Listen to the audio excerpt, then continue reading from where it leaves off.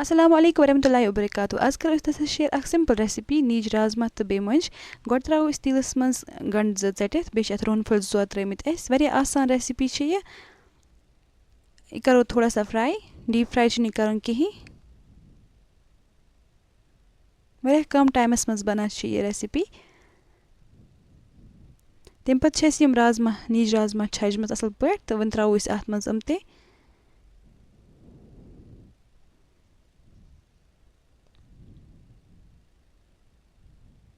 असल पे त्राय अस अत मज तो वन दिमोक अस फ्यूर असल पे गस यमन तलन लागुन तम पत त्राव अस अत मज मंज मंज छ ज्यादा त्रावी कहीं मंज कम त्रावी यम छ अस छलित थामस अमन तय आब सोरी ड्रेन गस तो तय लग राजमा तलन असल पे तो कि वशित अमन लोग असल पे तलन वन त्राव अस अत मज मंज बे थोड़ा सा हाक स राजमा छ ज्यादा पम त्रावी नीज राजमा तो मंज छ अस कम त्रावी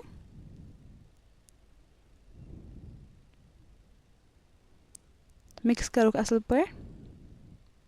तम पत त्रावक अस मरचांगन अख ज चटित नील मरचांगन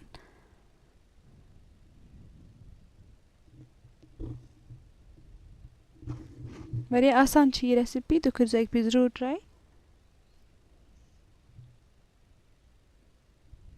बिकॉज सोन चैनल ते सब्सक्राइब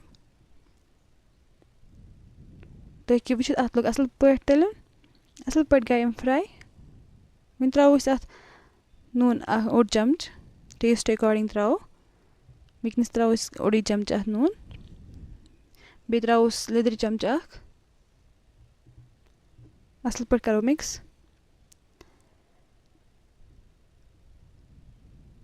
तम पत त्राव अस मरचांगन अख चमच तो हेक्यू अत ज्यादा पम त्रयित लेकिन अस त्रे अत नील मरचांगन अत ज्यादा मरचांगन त्रावनी जरूरत कहीं